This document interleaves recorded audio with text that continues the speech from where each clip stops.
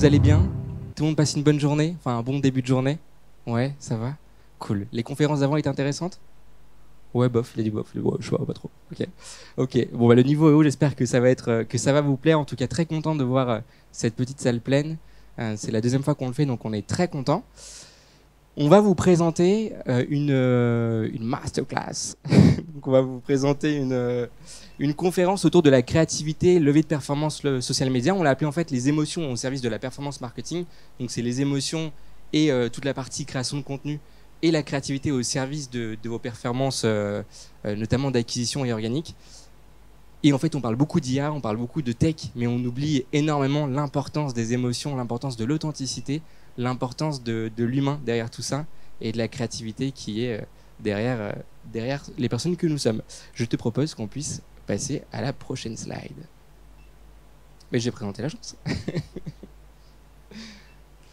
Donc Blue Lemon, hyper créativité au service de la performance social media, c'est qui on est. Hyper créativité parce que hyper réactif et créatif, on essaie d'être toujours très réactif et hyper créatif dans tout ce qu'on fait, de sortir de notre zone de confort, de ce qu'on a l'habitude de voir, d'être toujours les plus innovants possibles. À la base, on était une agence il y a 4 ans, on était 4, aujourd'hui on est une cinquantaine. On a monté 2 boîtes, je te propose qu'on... Est-ce que tu veux voir la vidéo? Non, écoute, on l'enverra. Donc ça, c'est l'agence Blue Lemon, la galaxie Blue Lemon plutôt. Donc on était 4, on est une cinquantaine aujourd'hui. Donc Blue Lemon, c'est toute la partie création de contenu vidéo social au service de la strat, au service de la partie social media, la partie influence et la partie gestion des campagnes ads. On a monté une autre boîte qui s'appelle La Légende, qui est vraiment focus sur LinkedIn. C'est comment développer votre personal branding, comment aller plus loin sur les réseaux sociaux en mettant en avant vous et pas en avant le produit ou le service. Et la dernière boîte qui s'appelle Seeds, en fait, qui est inspirée en fait, tout simplement, on place des consultants, des créateurs de contenu ou des social media managers in-house à la mission pour répondre à des besoins ponctuels. Donc on couvre toute la partie full stack social media grâce à la strat, l'influence, la création de contenu vidéo et la gestion des campagnes ads. Je te propose qu'on avance. Yes. Ça, c'est les clients qu'on a. Les fondateurs. Super intéressant. Oui, c'est mon agence. Donc, publicité et créativité, combien... Alors, d'après vous, tu peux y aller. Yes. D'après vous, combien est-ce qu'on voit de pubs par jour, d'après vous? Combien tu dirais? 50 pubs par jour? Combien tu dirais, toi, par exemple? Centaines? Il y en a qui disent plus que 100 par jour? Combien? 200? 200, ok. Et ben, la réponse est 6 000 à 10 000 publicités chaque jour. Ouais, c'est assez ouf. Mais en fait, quand vous scrollez, vous vous rendez pas compte, mais vous voyez énormément de publicités. D'où l'importance d'être hyper différent, hyper créatif, hyper innovant dans tout ce que vous faites et vraiment générer et susciter des émotions. C'est vraiment le cœur de tout ce qu'on essaie de faire au quotidien. Donc ça, c'est le temps que vous passez à scroller par jour. Donc 2,5. Toi, tu dis plus? Ouais, t'étais comme ça en mode, ouais, beaucoup plus. Combien tu penses que tu fais d'heures par jour? Ok. Et combien en moyenne, tu sais combien tu cliques sur des pubs qui t'intéressent? Et tu cliques sur les pubs pourquoi, quand elles te plaisent? C'est quoi le truc qui fait que tu cliques?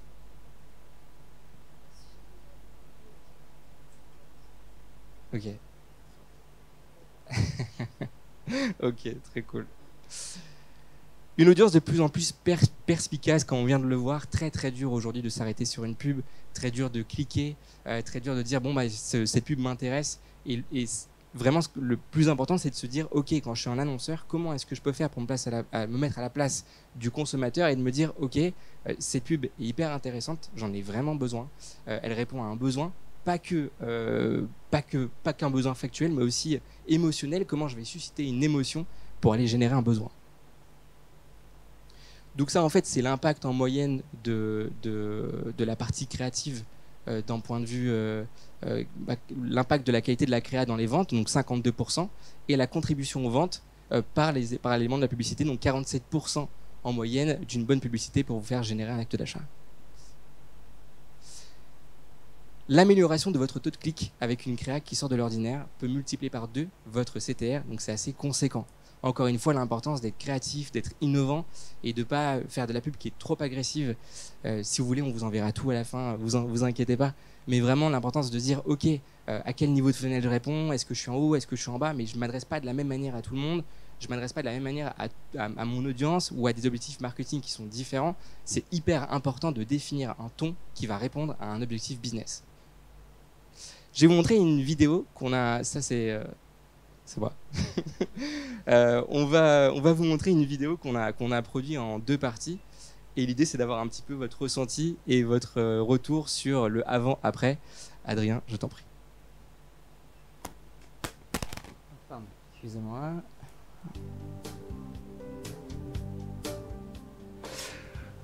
Bonjour, enchanté, Solal, fondateur de 1, 2, 3 citrons. Je prends la parole pour pouvoir vous expliquer un petit peu pourquoi le citron peut être évidemment votre fruit préféré. Donc pour pas mal de raisons. Déjà, c'est parce qu'il est frais. On peut le couper donc en lamelles, on peut le couper de biais. On peut en faire un zeste, on peut en faire pas mal de choses, hein, avoir pas mal de ressources naturelles. Par contre, j'ai l'impression que je m'en vais du cadre. Waouh, on peut vraiment faire ça avec un citron. Salut, c'est Solal de 1, 2, 3 citrons. Et aujourd'hui, je vais te montrer pourquoi le citron, c'est juste dinguerie. On peut couper son chapeau, on peut recouper, tout dégager. On coupe en tranches, recouper, recouper, le coup du couteau, le poser, on recoupe en tranches, plus doux, le doigt dans le citron et presser pour prendre tout le jus. Et surtout, tu peux te réchauffer en hiver quand il fait froid. Et dernier petit conseil, si tu mets un peu de colorant bleu, tu pourras en faire une boule de ménage. Allez, maintenant faites péter la vitamine C et mettez en commentaire votre conseil numéro 1 concernant le citron. Salut. Voilà. Donc l'idée, c'est de savoir un petit peu vos retours sur la première partie et la deuxième, savoir ce que vous en avez pensé, laquelle était pour vous la plus intéressante et ce qui vous a le plus plu. Thibaut, mon associé et cofondateur, qu'on peut applaudir très fort pour sa présence, son ponctualité, yes. Et évidemment, Head of Gross aussi, qui gère toute la partie acquisition. Avec Adrien, donc il y a 2 Head of Gross, mais il est Head, enfin bref. Du coup, l'idée c'était de se dire, je te reprends, tu étais là, ouais, premier rang, évidemment. Qu'est-ce que tu as pensé, toi, de la première et de la deuxième partie ? La première partie, c'était pas très dynamique, on va dire, un peu lent. Je peux te tutoyer. T'étais pas très sûr de ton produit, on va dire. Et la deuxième partie, c'était beaucoup plus attractif, plus rythmé. Et ça donnait plus envie, même en termes de qualité du contenu. On voyait, il y avait une petite démonstration avec le citron, chose qui n'était pas forcément le cas en première partie. Donc, j'ai préféré la deuxième. On a des concurrents à nous qu'on adore et qu'on admire beaucoup, qui s'appellent Mozu. J'aimerais bien avoir ton avis également. La première partie était boring, très ennuyeuse. La deuxième était beaucoup plus attractive, plus dynamique, beaucoup plus de sourire et donc plus accrocheuse. Quelqu'un veut donner son avis sur une dernière personne ? Tu veux peut-être, je sens que tu as très envie de donner ton avis. Pareil, je trouvais pas trop dynamique la première partie et un peu on sentait qu'il était perdu, le personnage principal, un peu dans la façon de présenter son citron. Et la deuxième partie, elle était hyper dynamique, hyper punchy et ça donnait envie limite d'en savoir plus en fait à la fin aussi sur ce citron. Voilà. J'ai des frissons, je suis trop content. Ok, le mec en fait des caisses. Non, en fait, c'est exactement ça. C'est comment je vais susciter cette émotion, comment je vais aller sourcer un comédien ou un influenceur ou une personne qui vraiment ressemble à mon produit, ressemble à ma marque. Comment est-ce que je peux l'incarner et faire vivre mes valeurs à travers une vidéo ? On a peu de temps, très très peu de temps, et c'est ce temps-là, ce peu de temps qu'on a, qu'on doit saisir pour aller évidemment susciter un acte d'achat. Donc ça, c'est une belle rosace, mais au-delà de ça, c'est vraiment tout le panel de tout ce qui parle de vos émotions, une émotion qui parle pour vos produits, qui va éveiller vos émotions, et en fait, utiliser encore une fois les émotions pour aller chercher cet acte d'achat. L'IA, c'est super, c'est pas une fin en soi, c'est un super outil, mais derrière tout ça, il y a des humains, et on sent aujourd'hui que nous-mêmes, on se challenge constamment sur tout ce qu'on voit. Donc encore une fois, n'hésitez pas à être créatif, innovant, sortez de votre zone de confort, n'hésitez pas à vous faire peur et ne pas être boring et vraiment à y aller de ouf. Donc le bon message doit être smart, l'idée c'est de trouver votre sweet spot, où est-ce que vous vous trouvez dans votre sweet spot, quel est le processus de création, et est-ce que la vidéo est-elle king, est-ce qu'elle est-elle roi, reine. Yes, j'ai bien traduit. Alors, on commence par un petit jeu. Est-ce que vous êtes chaud? Ouais, est-ce que vous êtes chaud? Yes, alors c'est parti par un petit jeu. Alors, d'après vous, laquelle de ces deux piles dure le plus longtemps? Madame? Avec le petit lapin. Eh bien, la réponse est... Comment?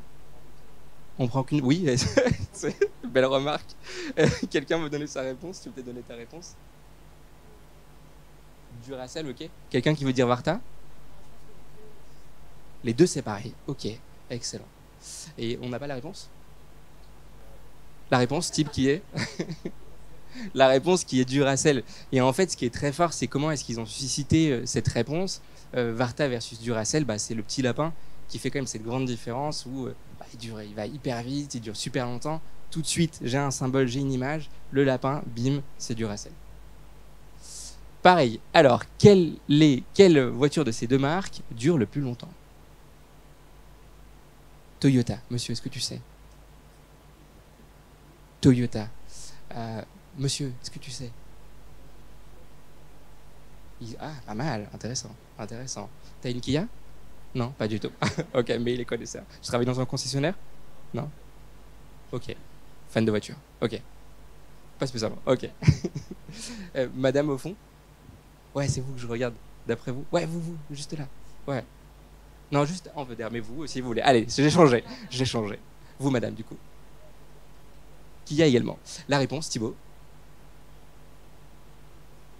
Et oui, dans l'inconscient collectif, c'est Toyota, alors qu'en réalité, eh ben, bah évidemment, c'est Toyota parce qu'ils ont vraiment travaillé cette image, pareil, de répéter constamment. On est les voitures qui sont increvables, vous avez la garantie, on est des voitures. Ils ont vraiment appuyé sur ce message-là. Et d'ailleurs, ils avaient fait une pub qui était super sympa.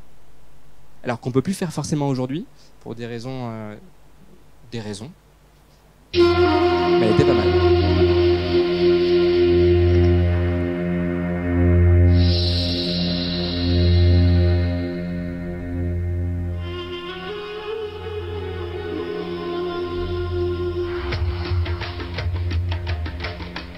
C'était un piège.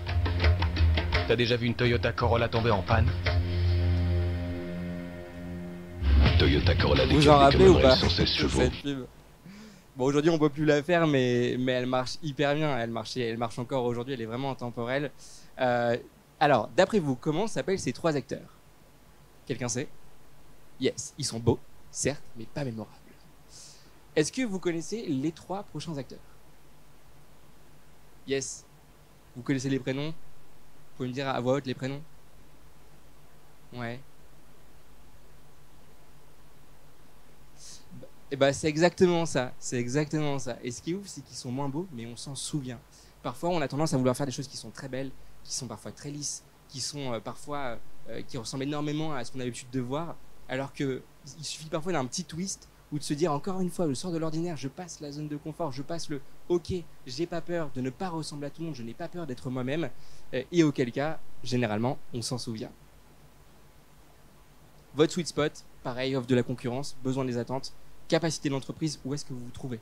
Et là, l'idée, c'est de se dire, en tout cas, ce qu'on fait chez Blue Lemon, on réfléchit toujours, réfléchir où est-ce que vous vous positionnez, comment est-ce qu'on peut y aller, et comment est-ce qu'on peut vous accompagner ensemble pour atteindre cet objectif-là. Donc là, vous avez 4 grandes parties. Être pertinent, crédible, original et simple. Là, c'est un petit peu tout le processus de création d'un brief jusqu'à la diffusion. On dit toujours, il n'y a jamais de mauvais rendu, il y a toujours des mauvais briefs. Très important de construire un brief. Alors, on se dédouane de ouf, hein. Mais de vraiment travailler à fond le brief, d'être sûr que c'est ficelé, que c'est précis, que c'est intelligemment construit et validé. Plus le brief sera complet et plus on sera sûr de respecter la consigne. D'ailleurs, l'imaginaire a besoin d'un cadre. Sans cadre, c'est très difficile de créer. C'est joli, c'est deux. Donc, est-ce que la vidéo était reine? Bah oui, mais en fait, ça dépend de vos objectifs, qui sont évidemment donc le tofu, mofu, bofu, toucher, engager, convertir, mais chaque vidéo n'a pas les mêmes enjeux. Quand vous êtes en haut, vous êtes sur de la notoriété, la notion de héros, comment est-ce que je fais vivre ma marque, mais pas objectif d'achat. Et l'idée, c'est plus vous descendez, plus vous réduisez la durée de la vidéo, et plus votre vidéo va avoir un objectif d'acte d'achat. Mais encore une fois, si vous commencez, vous lancez une marque, et souvent on a tendance à voir ça avec des marques qui se lancent, qui disent mais je vais faire plein de business. Mais frérot, il n'y a personne qui te connaît. Commence par faire un travail, après on y va doucement, et après on descendra doucement. Ouais, mais machin, je veux faire du ROI, je veux faire du ROI, ok, pas de souci. Donc ce qu'on fait, et là à la demande du client généralement, on va faire des campagnes d'acquisition pour des produits qui ne sont pas connus, ça marche pas, on t'avait dit, ok, on fait la noto, et puis en fil rouge, doucement, doucement, doucement, on y va, et on descend vers l'acte d'achat, et généralement, ça marche. Donc voilà, ce qu'on vient de se dire à l'instant, il y a pas mal de... Mais on vous enverra pas mal de façons de faire, pour différents objectifs business, en fonction de TikTok, en fonction de Meta, en fonction de toutes les plateformes. Chaque plateforme a des codes qui sont différents. Hyper important de ne pas faire la même chose sur toutes les plateformes. Il y a des plateformes qui fonctionnent, par exemple TikTok sur Insta, mais Insta sur TikTok pas forcément. Il y a plein de choses à respecter. Toutes les plateformes n'ont pas les mêmes codes, n'ont pas les mêmes façons de faire. Je vous invite vraiment à regarder avant de vous lancer et de vraiment réfléchir à une strate de création de contenu avant de vous dire j'y vais, sans vraiment réfléchir.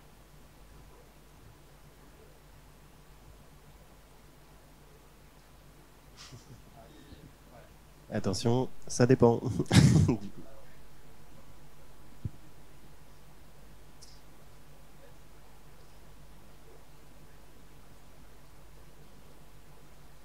En fait, on va en parler après, mais il y a plusieurs étapes dans la construction de la notoriété de ta marque.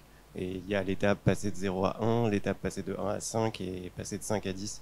Et du coup, dans ce cadre-là, enfin, tu vois, c'est hyper compliqué en fonction des cas de te dire, bah là, en fonction de ta notoriété, il faut 50% en auto, etc. et tout. Mais ce qui est sûr, c'est qu'en tout début, il faut pas négliger le budget que tu mets sur ta noto. Et il faut pas surtout négliger le côté construire ta communauté en premier lieu, sur laquelle après on va jouer la notoriété. Mais on en parle plus tard.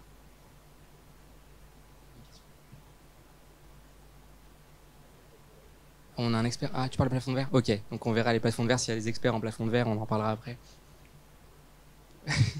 Alors, faire une bonne vidéo. Comment réaliser une bonne vidéo ou trouver l'inspiration? Il y a énormément d'outils. Il y en a vraiment beaucoup. Je vous propose qu'on rentre sur l'anatomie d'une bonne vidéo. Qu'est-ce que c'est? Bon, c'est des choses qu'on connaît déjà, mais c'est pas mal de le redire ensemble. Il y a 5 grandes parties généralement que nous on utilise. La dernière n'est pas obligatoire, mais elle est quand même sympa. La première partie qui est le scroll stopper, vous avez vraiment 3 secondes, c'est hyper rapide. 3 secondes pour pouvoir être hyper impactant, pour pouvoir saisir la personne qui est en face de vous. La partie histoire, vraiment raconter quelque chose. C'est un peu comme au cinéma. Vous racontez une histoire, vous embarquez la personne avec vous, et à la fin, il y a une chute, une tagline, un CTA, un objectif qui va répondre à votre message principal, et un payoff. Je crois qu'on l'avait pas mis dans la vidéo avant, mais le payoff, c'est un peu le running gag de la première partie, qui est la suite après le call to action. C'est assez sympa. Donc le scroll stopper, retenir votre audience en suscitant de l'intérêt le plus rapidement possible. Comme ce qu'on a fait sur un 3 citrons, c'est salut machin et tout. C'est pareil. Mais pas pour tout le monde. Donc voilà, ça c'est un petit peu les 3 premières secondes. Et quand vous n'avez pas de scroll stopper, en fait, on a fait un petit A/B testing entre les deux pour les mêmes vidéos. Vu qu'on fait de la perf, on A/B teste toujours tout ce qu'on fait. Et en fait, on avait fait des comparaisons entre avant, après. Avant un scroll stopper, il y avait 3 secondes pour cliquer. Sans, c'était beaucoup plus lent. Là, c'est des exemples. On peut regarder un sur la curiosité notamment, mais on vous les enverra encore une fois. Ne vous inquiétez pas, mais on peut regarder un petit exemple d'unboxing. Yes, c'est hyper intéressant en tout cas. Ça attise vraiment la curiosité et ça marche bien. Pareil, l'empathie. Essayez de voir si ça marche ici. Yes. Bon, alors on vous renverra la presse à jour. Mais en tout cas, c'est un super teasing que je suis en train de vous faire pour vous envoyer la presse avec les vidéos qui sont à jour. Mais vraiment jouer sur l'empathie, jouer également sur le décalage. Si vous avez envie d'être drôle, vous accorder une certaine zone d'humour, vous pouvez le faire. Parfois, on pense qu'on ne peut pas être drôle, mais en fonction des marques, on a réussi à apporter ce petit twist créatif, un peu drôle, sans pour autant être gaguesque ou je ne sais quoi. Énoncer un problème. Est-ce que j'ai un problème? J'arrive pas à dormir, je ne sais pas comment faire. Un peu tuto. Pareil, c'est des choses qui fonctionnent très bien, notamment sur TikTok. Pareil, le POV qui était une grande tendance, mais qui fonctionne encore beaucoup, avec des mèmes notamment, et toutes les tendances qu'on est en train de voir au quotidien. Les challenges qui sont évidemment un incontournable, mais le problème avec le challenge, c'est que vous avez quelques semaines pour le faire. Vous avez 3 semaines pour le faire, sinon vous êtes mort. Donc, enfin, vous êtes mort, vous êtes toujours vivant, mais à part des tendances qui fonctionnent et qui sont assez intemporelles, si vous avez envie de faire une tendance, bah, je vous conseille de miser vraiment sur l'instantanéité et d'y aller directement, plutôt que de dire ok, je vais faire une tendance 3 mois plus tard, personne ne vous verra, et au pire, personne ne vous verra. Pareil, l'importance de faire des contenus, des contenus natifs avec des selfies. N'hésitez pas à varier la façon de faire, à faire des personnes, des vidéos plus larges, mais aussi plus près, en jouant vraiment sur la réalité et l'authenticité. Comment est-ce que je communique avec mon audience? Et en fait, c'est les formats qui sont très tendance depuis quelques temps maintenant, les UGC, où en fait, User Generated Content, où en fait, on n'a pas l'impression que c'est une pub, alors qu'en fait, ça l'est totalement. Le reste de la vidéo, donc ça, on l'a déjà raconté. Donc là, si vous avez besoin d'inspiration, vous avez énormément d'outils. Vraiment, ne laissez pas de côté parce qu'il y a plein de choses qui sont gratuites. Vous avez la librairie de TikTok, de Meta, de LinkedIn, vous avez Taboola. Ces choses, vous pouvez voir ce que font vos concurrents directement sur de l'Ads. Donc n'hésitez pas à le faire, ça vaut le coup. Et c'est super intéressant. Bien diffuser son message, quel levier utiliser en fonction de l'étape de la vie de votre boîte? Et ben, c'est ce que Adrien va vous présenter. C'est ce qu'on a fait notamment avec plusieurs entreprises qui venaient de se lancer. Une avec Blue Lemon, notre agence social media, sur toute la partie perf, mais aussi sur notre autre société qui s'appelle La Légende, qui était plus sur de la partie organique. Mais je laisse Adrien en parler. Oui, tout à fait. Alors Saskia, qui est une fondatrice qui a monté une boîte qui s'appelle Pommade, qui est une crème en fait contre l'eczéma. Elle avait une communauté initiale à la base qui était de 50 000 abonnés. Et quand elle m'a appelé, elle m'a dit écoute, Solal, j'ai envie de faire de l'AS, sauf que je sais pas si ça va marcher. Je lui ai dit ok, t'as un budget. Elle me fait écoute, je viens de faire un crédit de 30 000 euros. Je lui ai dit mais t'es complètement folle, mais t'as raison. Et du coup, on l'a accompagnée et Adrien va vous parler de ce qu'on a pu faire avec elle. Yes, mais du coup, Saskia, elle avait déjà bien construit sa communauté, ce qui est hyper important parce qu'on ne peut pas partir de nulle part. Mais du coup, ce qu'on a décidé de faire, comme elle avait un peu de budget, c'est de commencer très simple, en bas de funnel, avec du Google Ads, sur son produit qui était assez spécifique. C'est de l'huile végétale, type eczéma, etc. Et on a capitalisé avec son message qui est très fort sur du méta, avec des créas qui sont plutôt bonnes, mais surtout qui utilisaient son image de marque. Et ça, c'était dans un premier temps. Donc après un mois, on avait déjà fait plus de 106% de chiffre d'affaires, donc elle était contente. Plus, c'est quand même important. On a eu 224% d'utilisateurs en plus, et surtout, ça nous a permis de générer dans un deuxième temps une audience sur son site sur laquelle on a pu capitaliser après dans un temps 3.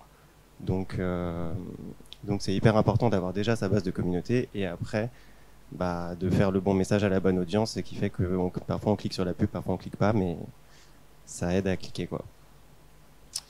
Et du coup, ça c'est l'étape de 0 à 1, parce que Solal n'appuie pas sur les slides. Mais après, en fait, on peut permettre aussi d'aller plus loin. Et c'est ce qu'on a fait notamment avec un annonceur qui s'appelle Parfum de Marly, pour lequel on fait de la créa, on fait du 360. Ah yes. On fait du 360 et eux pour le coup ils étaient déjà un peu connus, et notamment à l'étranger, et l'idée en fait c'était d'utiliser ce qu'ils avaient déjà pour aller plus loin. Ils ont levé des fonds, donc ils avaient pas mal de budget, et là on a pu mettre en place un full funnel avec du social media, du SEA, on a pu faire du reach and frequency, on a pu se faire plaisir sur leur créa, et du coup vraiment faire une variation de budget, notoriété, performance, considération, qui nous a vachement aidé en fait, comme vous pouvez voir sur les chiffres, en année 1 et en année 2, ce qui nous permet de grandir énormément tout en conservant un ROAS, parce qu'au fur et à mesure des années, pour répondre à ta question, on répartissait au fur et à mesure de la diffusion le mix noto, considération, perf, et au fur et à mesure tu arrives à de la perf qui augmente ta renta globale, même si au début tu as l'impression de perdre de l'argent, puisque quand on dit à quelqu'un de faire de la notoriété, il se dit je comprends pas, je fais pas de chiffres, mais en fait travailler sur l'audience, développer les messages, c'est ce qui est le plus important dans un premier temps, et ta renta elle augmente au fur et à mesure des années.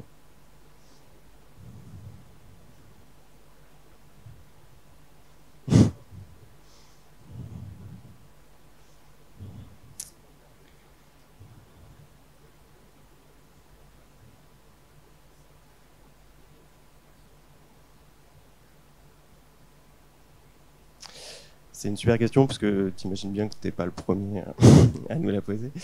En fait, déjà, ce qu'il faut montrer à ton codir, c'est aussi un processus pédagogique auquel nous, on peut assister bah oui, mais tu comprends bien que ça peut pas marcher juste en bas de fenêtre, etc.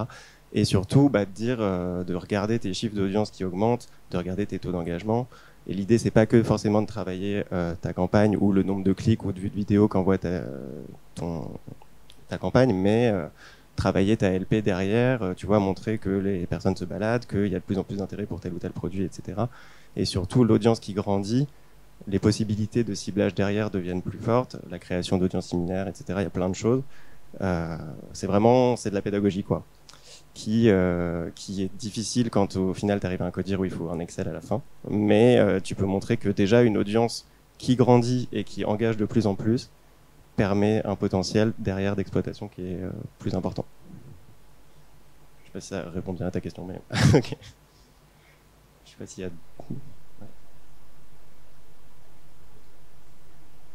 Ah, il y a un plafond de verre. Oui, il y a un plafond de verre.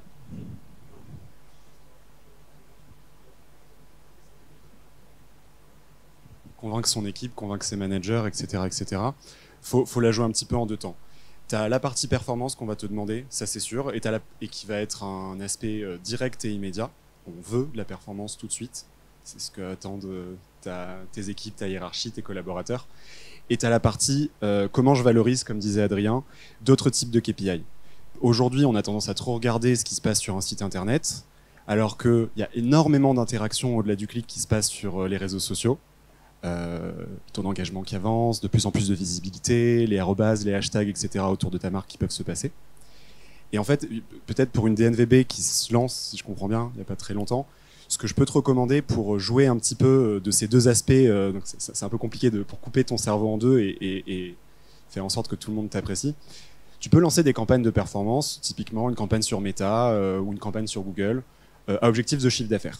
Tu commences assez gentiment, 10, 20, 50 euros par jour, tu montres qu'il y a un ROI. Donc du coup, tu vas pouvoir aller en codir en disant, regardez, quand je dépense 50, retour sur investissement x2, je gagne 100 euros. Au moins, ils ont ce chiffre-là. Tu vas aussi leur montrer en parallèle, la semaine d'après, que si tu passes de 50 euros par jour à 150 euros par jour, donc tu multiplies par 3 ton budget, tout de suite, ton ROI il va être beaucoup moins bon. Ça va jusqu'à présent ? Donc ton ROI il va être beaucoup moins bon, et potentiellement pour les 100 euros de plus par jour que tu vas mettre, tu vas gagner que 10 euros de plus par jour. Là, ta réponse, ça va être de dire « Oui, mais regardez, on a un plafond de verre. » Et c'est ça le sujet. Le sujet, c'est de dire là, regardez, ma marque manque d'un booster, manque de notoriété, et je vais être capé. Donc pour l'instant, m'attendez pas plus que ça sur la performance, mais à côté, je vais mettre des actions en place, en social media, en notoriété, en génération de leads, par exemple, pour accroître des choses dans ta base de données. Et donc, tu vas travailler sur ces deux tableaux. Leur montrer que progressivement, tu vas avoir ton chiffre d'affaires qui augmente et sans casser complètement ton ROI, et leur montrer qu'en parallèle, ces actions de notoriété vont te permettre de casser et de prouver progressivement ce cercle vertueux. Je sais pas si ça te donne... Okay. Et c'est un peu le sujet en fait pour aller plus loin, parce que là, par exemple, avec Parfum de Marly, on est sur 3 ans de campagnes hyper constructives sur lesquelles on a réussi à faire croître le ROAS, etc. Et maintenant, effectivement, l'enjeu, c'est aussi la pédagogie de leur dire une courbe qui augmente ton chiffre et ton ROAS continuellement, ça n'existe pas. Et donc là, c'est comment on va plus loin, comment on va de 5 à 10. Donc on est en train de parler de stratégie d'influence, mais sur des audiences qui ne maîtrisent pas encore parfaitement, et on fait de la notoriété pure qui dégrade un peu le ROAS, mais qui, in fine, on le sait, va amener... dans la stratégie de Parfum de Marly, qui a encore levé des fonds, etc., beaucoup plus d'audience, de notoriété et in fine de perf. Ils avaient pas de... En fait, ils sont basés à Dubaï et ils devaient faire une campagne. Là, c'était pour Noël et Black Friday. Donc, ils avaient peu de temps pour le faire. On avait genre même pas 2 semaines pour pouvoir produire. Donc, on leur a dit, écoutez, vous inquiétez pas, on va pas faire de shooting. On va faire de la 3D, on va tout modéliser, envoyer juste nous aussi vite que possible le modèle, et nous on va le faire en mode réel, et donc on a tout fait dans des studios en interne en 3D.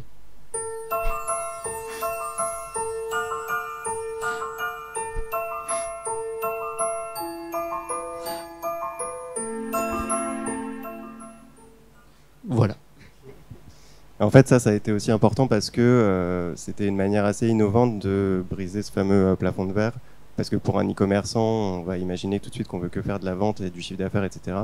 Mais ça nous a permis en fait de collecter du lead en offrant du sampling, des petits échantillons de parfums, etc. Donc ça sert à la fois à faire découvrir la marque et en plus nous à générer une audience ultra qualifiée qui nous sert de base après pour plein de campagnes pour vendre effectivement des produits.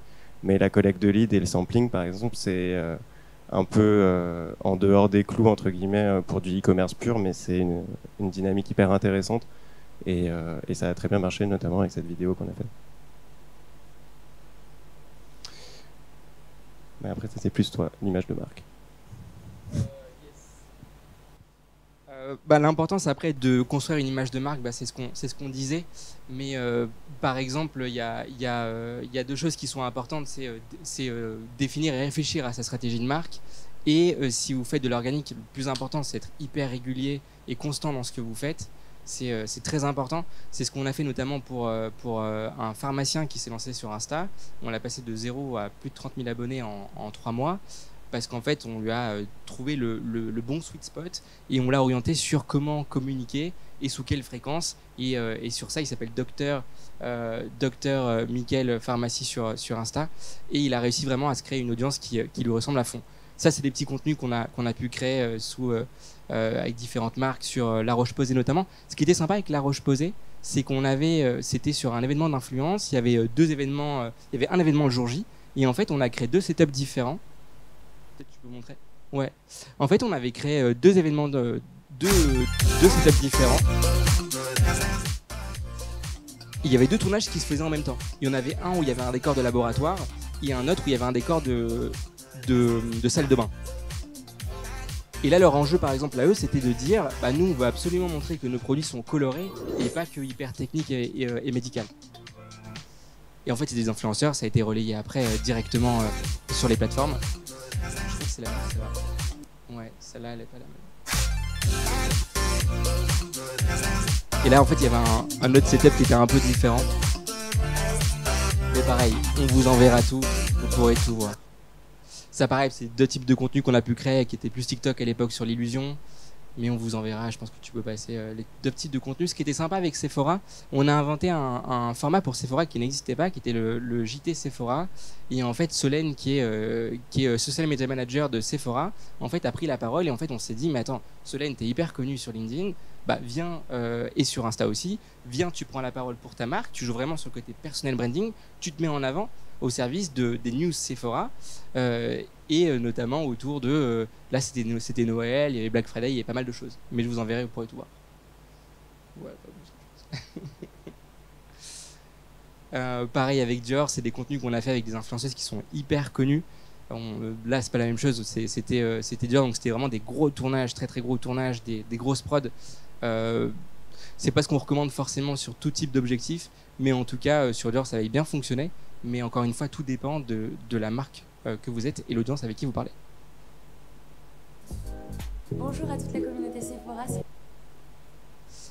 Aromazone, ouais, Aromazone c'est sympa, très sympa. Vous connaissez Aromazone, je sais pas si vous connaissez, mais c'est une marque qui est très chouette, qui cartonne et qui marche vraiment très très fort. C'est un autre type de format qu'on a fait avec eux. En fait, on fait le tour du monde avec eux pour aller directement interroger. Peut-être tu peux montrer Christine Fra, qui est productrice de lavande. En fait, l'idée c'est comment montrer les produits que Aromazone vend dans leur magasin, non pas à travers les produits, mais à travers les personnes qui travaillent pour produire les produits. Et donc là, on a fait... La lavande, elle impose de la patience. On a fait le tour du monde. Là, on part en Argentine, on part au Maroc, on est parti en Corse, on part en Italie. Et en fait, là, on met directement en avant le profil des producteurs de lavande et autres types d'huile essentielle. Est-ce que tu peux passer à... Je m'appelle Christine. Oui, Christine, on t'embrasse. Des choses qu'on avait fait pour l'Eurovision notamment. Mais voilà, l'idée c'est qu'on vous envoie tout, vous pourrez tout voir directement. Si vous avez envie de sortir de votre zone de confort, de jouer sur la créativité, sur l'audace, vous dire que vous avez le droit de communiquer sur des réseaux sociaux, que ce soit en B2B, en B2C, que vous avez envie de tenter et de passer ce petit cap de j'ai envie de le faire, j'ai envie de changer de ton, n'hésitez pas à nous écrire, n'hésitez pas à nous appeler, on sera là pour vous aider. Je vous propose qu'on fasse une petite photo. Merci beaucoup.